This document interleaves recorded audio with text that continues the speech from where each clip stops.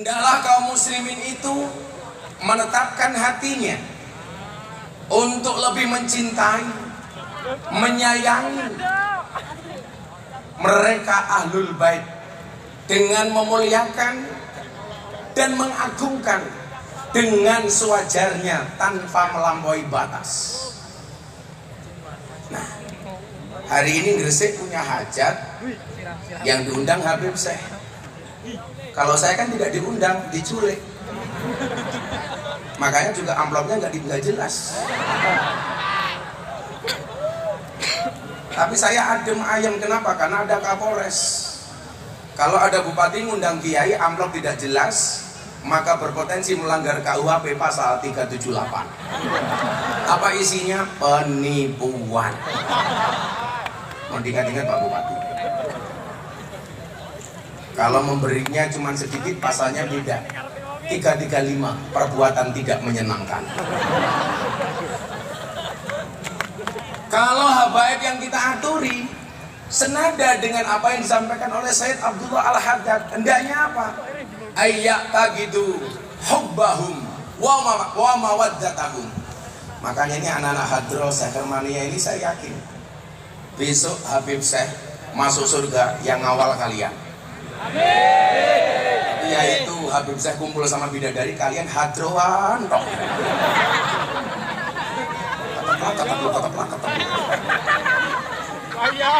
Makanya anak-anak kamu yang pede ya jadi anak hadroh ini. Jangan insecure. Nggak kalah kalian sama band-band terkenal, nggak kalah. Makanya ibu-ibu coba kalau cari mantu prioritas anak-anak hadroh. Yakin. Makanya kamu kalau bisa ditanya, kamu berani melamar anak saya, pekerjaanmu apa? Kamu jawab, sorry Pak, saya penerbang. Pesawat apa? Hadroh Airline.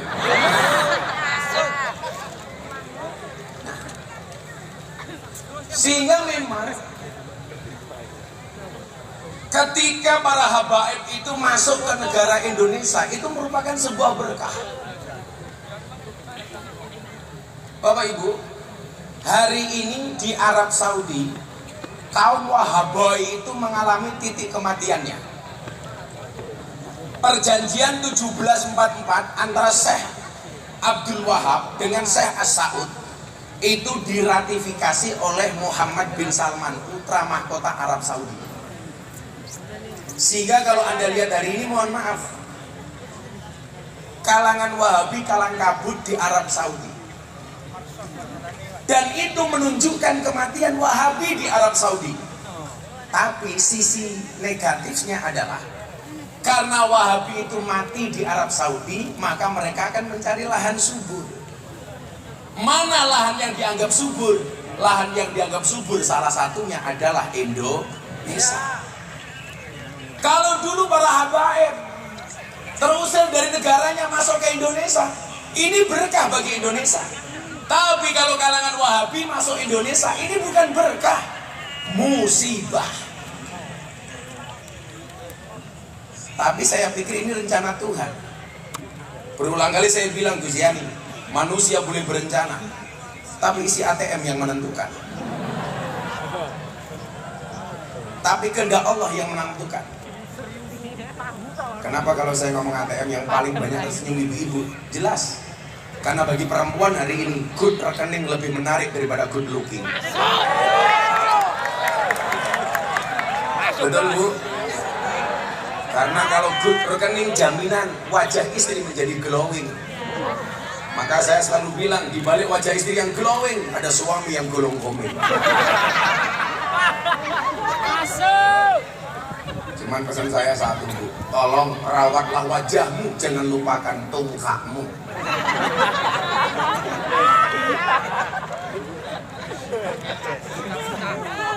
Ini sudah rencana Allah. Maha benar Allah dengan segala karunia-Nya, dengan segala cintaannya, dengan segala rencananya. Kenapa habaib lebih dahulu datang ke Indonesia? Tujuannya satu, untuk antisipasi gempuran kaum Wahabi yang hari ini betul-betul masuk di Indonesia. Makanya jangan kaget. Saya kemarin dapat artikel, kebetulan saya mendapatkan tugas dari Presiden untuk melakukan orasi kebangsaan di sekolah dan perguruan tinggi. Nama gerakannya Gerakan Moderasi, berbangsa dan beragama secara happy dan menyenangkan. Bagaimana memberikan pemahaman terhadap murid supaya tidak terpapar dengan paham radikalisme dan intoleransi. Gerakan wasatiyah, wa kadzalika ja'alnakum ummatan wasaton. Kemarin saya dapat kiriman ini Pak, lucu bahasanya. Bahasanya apa? Pancasila bid'ah, orang kafir cinta tanah air, orang beriman cinta Madinah. Coba saya mau tanya, orang segini semuanya cinta tanah air apa enggak? Kalau menggunakan definisi ini berarti Anda kafir. Dan begitu gampangnya melabeli seseorang dengan kalimat kafir. Apalagi kayak saya itu, kafir terus. Ceramah di lokalisasi dibilang fasik. Ceramah di klub malam banyak dosa. Saya diundang ceramah di gereja, pulang langsung Miftah kafir. Apa respon Gus Miftah? Saya jawab, enggak masalah, syahadat lagi. Betul? Orang kafir 70 tahun membaca la ilaha illallah, sekali terbakar kekafirannya. Masa saya setiap malam tahlilan dibilang kafir? Kan goblok.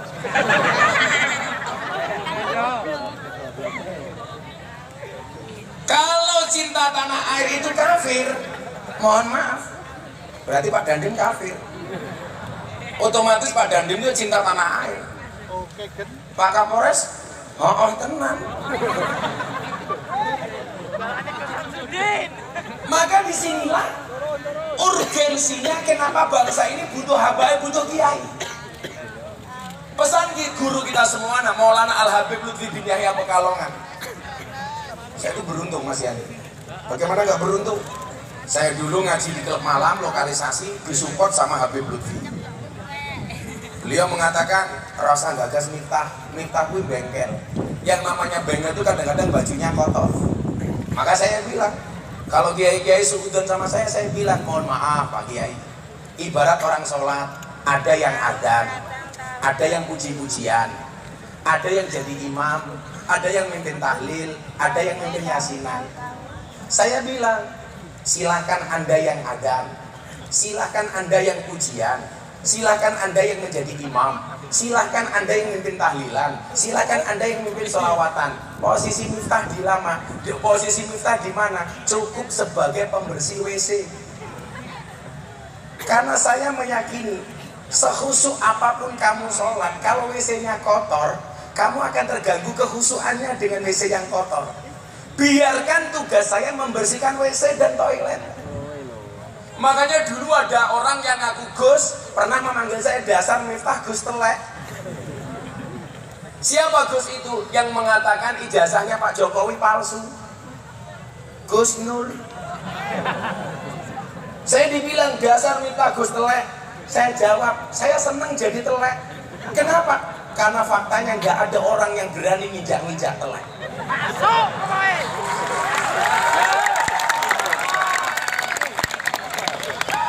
Tapi lucunya orang Gresik, mohon maaf, sudah tahu nih nggak telek, nggak percaya malah dicium.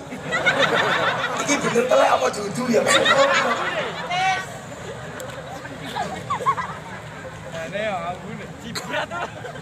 Pesan guru kita Habib Lutfi, beliau mengatakan apa? Yang pertama waktu itu bilang sama saya begini, nah kamu ingat-ingat apa bah? Cintailah Habib karena nasabnya, bukan nasibnya.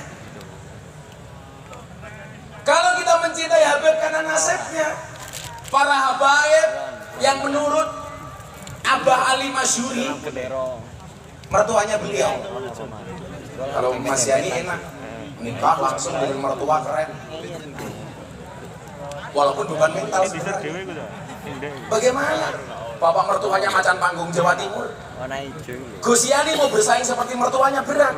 Makanya pilihannya jangan jadi kiai, cukup jadi bupati. Karena mau bersaing dengan mertuanya berat, Pak. Beliau mengatakan apa? Miftah, kalau kamu mencintai Habib itu karena hatinya. Kalau orang ahwal dicintai karena sifatinya. Kalau habaib karena zatnya. Jadi kalau hari ini orang mempermasalahkan kok Habib kayak gitu, kamu gak usah urusan dengan perilakunya. Kenapa? Karena yang kamu cintai Habib itu secara zatnya. Gak usah mencari-cari kesalahannya. Gus, apakah kita harus sama? Oh tidak. Soal siasat, soal politik, kita gak harus sama. Saya dulu dikonfrontasi, seolah-olah Miftah itu bermusuhan dengan Habib Rizik. Dari mana? Walaupun saya berbeda secara siasat dengan Habib Rizik, gak mungkin saya membenci Habib. Kenapa? Ayat tagidu hubbahum wa mawaddatahum. Siapapun Habib wajib untuk dihormati. Walaupun ingat, dalam kitab Ta'limul Muta'alim disebutkan al-hurmatu khairum minat ta'ah. Hormat itu harus lebih didahulukan dibandingkan taat. Contoh, saya diperintah sama Pak Kiai, Miftah kamu ngimami sholat subuh. Saya bilang, boten Pak Kiai, jenengan mawon. Begitu saya jawab boten, saya tidak taat dengan Kiai. Tetapi ketidaktaatan saya karena hormat saya kepada Kiai. Itu namanya al-hurmatu khairum minat ta'ah. Konteks suami istri. Tuh ibu-ibu dengerin. Saya kalau dengan perempuan gak pernah berani. Karena perempuan tuh karakternya satu. Kalau disakiti gak pernah lupa, kalau menyakiti gak pernah ingat.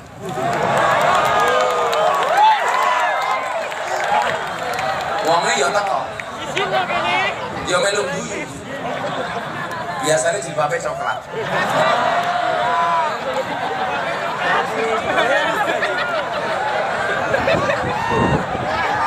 Yang jilbabnya putih insya Allah lebih parah.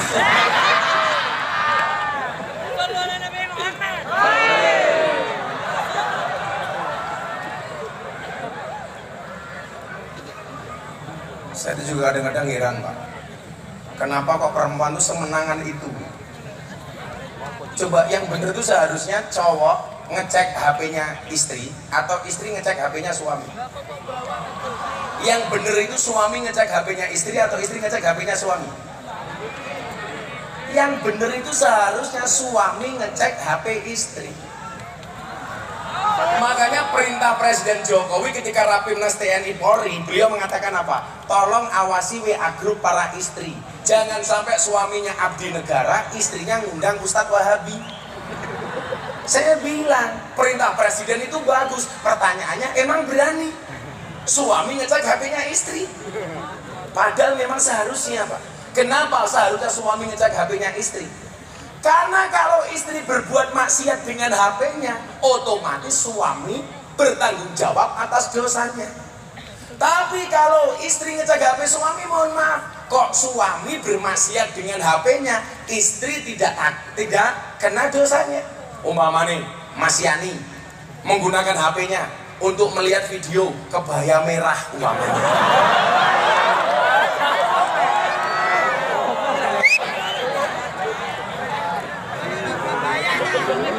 Ibu ketua PKK itu tidak kena dosanya.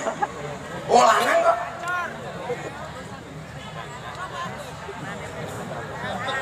Tapi tetap gak berani, Pak. Masa gagah-gagahnya Kapolres Dandim. Yalah, lah ning kantor galake kaya ngono. Ning omah ketemu bojone kiki.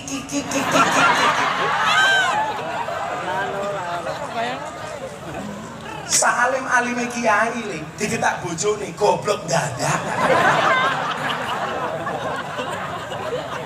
Mbah kok wong wedok menangane kaya ngono. Mila aku ora seneng karo wong lanang. Nah, inilah alasan kenapa kita membutuhkan habaib hari ini. Yang pertama. Kemudian yang kedua, Bapak Ibu, maka sekali lagi para habaib kita doakan. Semua habib di Indonesia kita doakan. Betul? Panjang umurnya, dimuliakan karena nasabnya, bukan karena nasibnya. Tuh. Kemudian yang kedua, karena saya mencintai para habaib, guru-guru saya yang habaib mengatakan begini, Miftah, pengen menghancurkan Indonesia itu gampang loh. Bagaimana, Pak? Oh, gampang. Dengan cara menghancurkan NU. Bagaimana cara menghancurkan NU? Oh, gampang. Dengan cara adu domba. Habib diadu dengan Habib, Kiai diadu dengan Kiai. Maka pesan saya satu, teman-teman saya Germania dan semuanya, kamu boleh mengidolakan satu Habib, tapi please jangan membenci Habib lainnya. Kamu boleh mengidolakan satu Kiai, tapi jangan pernah membenci Kiai lainnya. Betul? Sepakat? Hak kamu apa membenci Habib yang lain? Wong kamu bukan Habib kok. Hak kamu apa membenci Kiai yang lain? Oh, saya mengidolakan Gus Yani, saya nggak suka Gus Miftah. Itu hak kamu, tapi tolong, kalau saya boleh kamu benci Gus-Gus Kiai yang lain, nggak usah kamu benci. Kalau saya kan dibenci biasa, Bu. Kalau saya menghadapi bulian orang itu berprinsip seperti pohon pisang, punya jantung tapi nggak punya hati. Makanya para cowok ingat kata-kata saya, kalau kamu mencintai cewek, cukup cintailah cewekmu, pacarmu, istrimu dengan segenap hati, bukan dengan sepenuh jiwa. Kenapa? Karena kalau kamu putus dari pasanganmu, cukup sakit hati, tidak sampai sakit jiwa. Seneng Pak, Kiai di karo Kiai, Habib karo Habib. Gak boleh. Kamu boleh mengidolakan Habib Syekh. Oh, saya juga. Kenapa? Yuhsyarul mar'u ma'aman ahabba. Seseorang itu besok di hari kiamat akan dikumpulkan bersama orang-orang yang dicintainya. Betul? Kemarin ada purel dari Banjarmasin, Kalimantan Selatan. Ownernya Pak kirim foto ke HP saya, Gus, mohon maaf ada purel mengidolakan Gus Miftah. Bentuknya apa? Di atas dadanya ditato Gus Miftah. Kagetnya apaan anak-anak ini? Saya tanya, ownernya video call sama saya, Gus, boleh nggak mbaknya ngomong sebentar? Oh boleh. Gus, saya mengidolakan Gus Miftah, tapi ngapain dada kamu tato Gus Miftah? Dulu Gus Miftah pernah bilang pengajian di Jogja, seseorang itu akan dikumpulkan di hari kiamat bersama orang-orang yang dicintainya. Mata ya. Kita mungkin nggak bisa bersama di dunia, Gus, tapi bisa bersama di akhirat.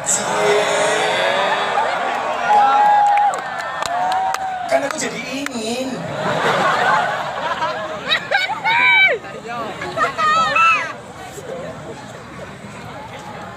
Maka apa? Soal kerukunan ini, kan kemarin saya bilang di tempatnya Abah, ya kita jaga kerukunan. Saya bilang apa? Kita belajar dari umatnya Nabi Musa. Ini pesan saya yang kedua, soal kerukunan. 5 menit lagi selesai. Habib saya, insya Allah segera rawuh.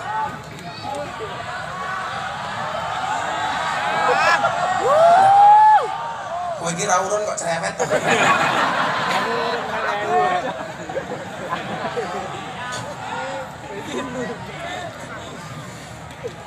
Umatnya Nabi Musa alaihissalam pernah dilanda kemarau panjang. Akhirnya apa yang terjadi? Nabi Musa mengajak umatnya untuk melaksanakan sholat istisqa. Apa mas? Istisqa. Bukan istikharah loh.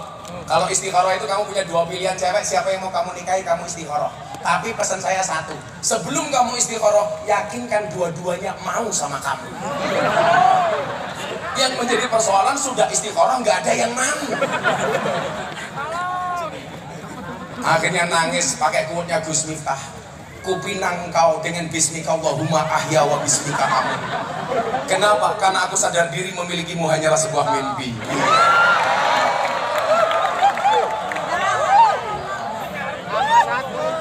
Kalau kamu sudah berusaha tapi cintamu tetap ditolak, pakai quote Gus Miftah berikutnya. Jika surat Yusufku tidak mampu meluluhkan hatimu, izinkan kulantunkan surat Yasin sebagai penutup kisah hidupmu.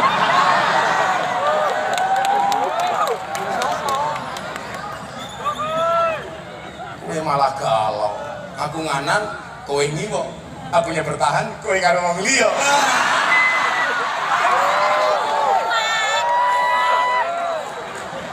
Santai saja bro, jodoh sudah ada yang ngatur, betul? Itu artinya kalau kamu tidak punya jodoh, jangan-jangan kamu yang susah diatur. Sholat istisqa 3 kali. Sekali istisqa tidak turun hujan, 2 kali istisqa tidak turun hujan, 3 kali istisqa tidak turun hujan. Kemudian Nabi Musa alaihissalam matur sama Allah. Wa kallama Allah Musa taklima. Gusti, saya beserta umat sudah sholat istisqa. Kenapa engkau belum berkenan menurunkan air hujan? Allah menjawab, Musa, aku tidak mungkin menurunkan hujan kepada umatmu, wahai Musa. Kenapa Tuhan? Karena ada di antara umatmu yang saling bermusuhan, adu domba, tidak akur, tidak rukun. Maka selama itu terjadi, aku tidak akan pernah menurunkan air hujan kepada kalian, wahai Musa. Nabi Musa matur, Gusti, apa syaratnya supaya engkau menurunkan air hujan? Ternyata jawabannya, Pak Dandim, Pak Kapolres, 2. Kamu lakukan 2 hal ini, saya akan turunkan air hujan. 2 hal. Tolong lihat jari saya, jangan lihat cincin saya. Malah ngomong pamer. Copot sajalah. 2. Muga-muga lali ya tangguh meneh kok. Pengajian amplop era jelas kelangan cincin. Wah, sama nu.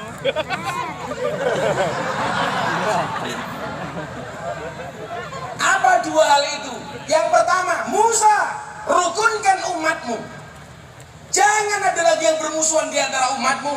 Tidak ada yang adu domba. Tidak ada lagi yang bertengkar. Maka akan aku turunkan air hujan. Maka coba, la tadkhuluna jannata hatta tu'minu wa la tu'minu hatta tahabbu.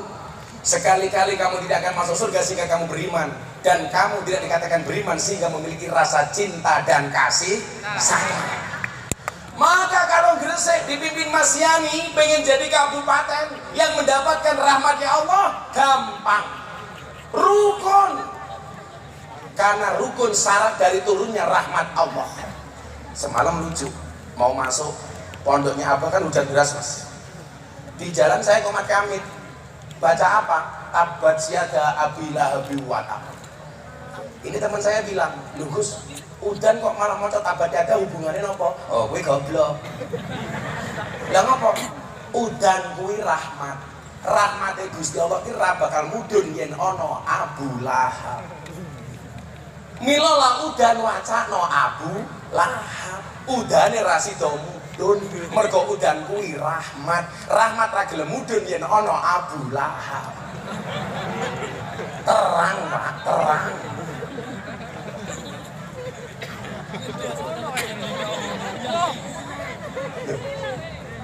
Cangkeme kopi itu sing ijazahke sapa? Maka kalau saya pengen dapat rahmatnya Allah, ayo rukun, kompak, apapun perbedaan yang ada. Apalagi ini mau musim politik, betul? Sudahlah, beda partai itu biasa, beda pilihan itu biasa. Walaupun saya paling males kalau pengajian di musim politik, gimana coba? Setan-setan semuanya pergi dari pepohonan, kalah sama gambar caleg. Bahkan setan yang gumun delok gambare caleg, cangkeme merenges ra mingkem-mingkem. Sudah yuk, ayo rukun akur apapun perbedaan yang ada. Nah, kemudian kedua ini menarik, Pak. Syarat kedua supaya air hujan itu turun apa? Allah iya lucu. Musa, kamu minta doa dari seorang waliku yang namanya Barah. Nabi Musa nggak tanya, aduh Nabi, masa suruh minta doa kepada wali? Apa kehebatan Barah itu, wahai Tuhan? Apa jawaban Allah kepada Musa? Innahu yudhikuni fil yaumi salasa marrah. Karena Barah itu sehari bisa membuat saya tertawa minimal 3 kali. Itu berarti apa? Allah kira bisa diajak guyon nih. Makanya kalau saya bilang the power of kepepet, saya kadang-kadang dongonya ki guyon. Kayak saya dulu ketika kuliah jomblo, nggak ada satu perempuan pun yang mau dengan saya. Teman-teman saya kuliah semuanya pacaran, mas saya jomblo. Saya dibully, dasar minta jomblo. Waktu itu saya jawab, sorry, kenapa saya jomblo? Karena bintang itu indah untuk dilihat, bukan untuk dimiliki. Maka kalau kamu yang jomblo-jomblo santai saja, nak. Kalau kamu dikatakan dasar kamu jomblo, kamu jawab sorry, saya jomblo bukan karena saya nggak laku, tapi karena memang nggak ada yang mau.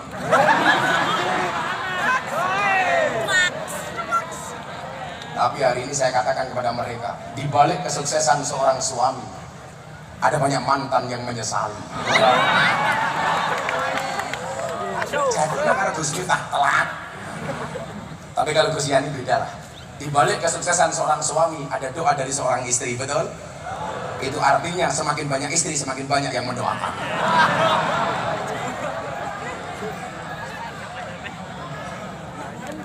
Setuju ibu-ibu? Coba. Mana ketua PKK? Halo Ning. Insya Allah Mas Yani setia kok nih. Dia punya prinsip kayak saya nih. Pasangan terbaik bukan yang datang dengan segala kelebihannya, tetapi yang tidak meninggalkan kita dengan segala kekurangannya. Kenapa saya harus ngomong seperti itu? Karena direkam banyak kamera. Aku nangan bisuku mudar lele. Akhirnya apa? Musa datang ke wali Allah yang namanya Barak ini.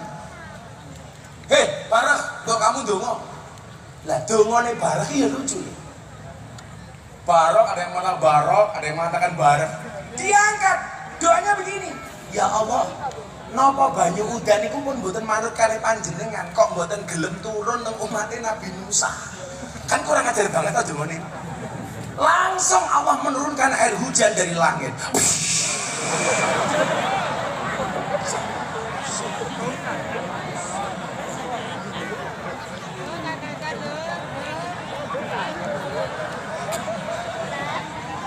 Cek sound, karena saya harus memastikan sebelum Habib saya datang soundnya harus bener-bener bagus. Itulah Mas Yani, bedanya cewek sama sound system. Sound system diragati oke, kita wujudi. Cewek diragati oke, tipe kancane.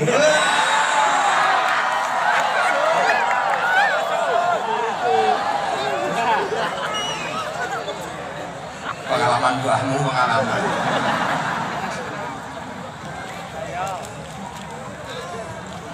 Santai, Bu Ketua PKK. Insya Allah Mas Yani setia. Insya Allah. Kan saya nggak bisa memastikan. Kalau saya dibilang Gus kan nikah lagi nggak, saya bilang pasti nggak bisa dong. Saya nggak tahu takdir saya. Kalau saya ditanya Gus kan nikah lagi apa nggak, ya nunggu takdir. Kalau memang ada takdir, saya tidak bisa menolak. Kalau tidak ada takdir, insya Allah saya menciptakan takdir saya sendiri. Nah ternyata dua ini. Satu, jadilah umat yang rukun. Nomor dua, mintalah doa kepada orang soleh. Dan saya meyakini Gresik ini insya Allah gudangnya orang soleh. Amin. Gudangnya orang alim. Amin. Kalau Pak Bupati dekat dengan ulama-ulama NU, ulama NU itu kan karakternya kayak barok semua Pak. Lucu-lucu. Ya kan begitu enggak? Kenapa? Karena idolanya Kiai NU itu rata-rata Imam Abu Hasan Asy'ari, ulama sufi tapi kaya dan orangnya lucu. Cuman salahnya Kiai NU itu cuma satu, yang dicontoh dari Abu Hasan Asy'ari tasawufnya, bukan kayanya. Kopi panas, kopi panas, kopi. Maka itulah perbedaan antara Kiai dengan pengacara. Kalau kopi horor, Kiai cuma jadi masalah. Panas bro, kopi ini bro. Kalau kiai-kiai di tempat kita seperti ini akur rukun, berada di atas panggung yang sama rukun, senang saya minta ampun. Tapi mohon maaf para kiai, kita berada di atas panggung yang sama, tapi dengan amplop yang berbeda.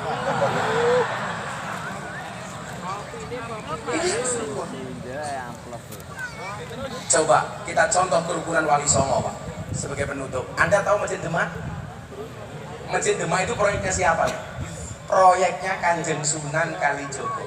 Tapi Anda tahu, Wali Kanjeng Sunan Kalijogo ketika membuat masjid ini melibatkan semua wali.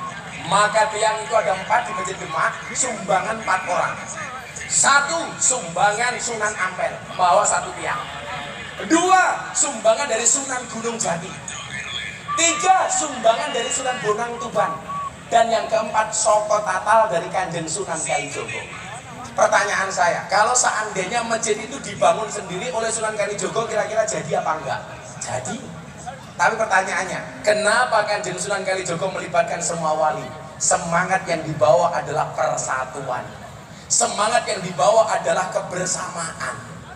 Nah, kiai-kiai hari ini kalau Gresik pengen maju, ya harus bersatu.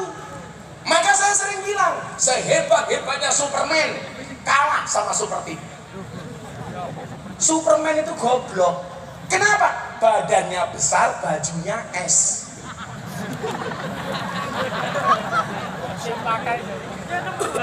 Lebih goblok lagi, pakai celana dalam di luar. Yang paling goblok siapa? Yang nonton. Tahu orang goblok kenapa ditonton. Tapi ada pelajaran menarik Mas Yani dari Superman. Pakai celana dalam di luar. Saya jadi punya quote, Anda yang pejabat, polisi, Pak Tentara, kamu boleh kaya kok, tapi ingat kata Gus Miftah, kekayaan itu seperti celana dalam, boleh dipakai tapi nggak usah dipamerkan. Rungokin dan boleh dipakai tapi nggak usah dipamerkan. Ayo bareng-bareng. Saya yakin kalau Mas Yani senantiasa dekat dengan ulama-ulama, kiai-kiai NU insya Allah Gresik ini akan berkah, amin. Sudahlah kalau kiai berbeda-beda itu ya lumrah lah. Falikuli sayin maziyah. Semua orang punya kelebihan masing-masing. Saya nggak bisa sealim kiai-kiai PCNU di Gresik. Jelas nggak mungkin. Wong saya itu mohon maaf, jahilun muta'alimun, orang yang goblok tapi mau belajar. Kalau dikatakan fasadun kabirun alimun mutahadikun wa akbaru minu jahilun mutanasikun, itu kan mafhum khulafahnya cuma dua. Kalau jadi alim, alimun amilun. Kalau jahil, jahilun muta'alimun. Saya yang termasuk jahilun muta'alimun. Maka saya bilang, oh dasar mereka itu goblok. Saya jawab, oh tenan.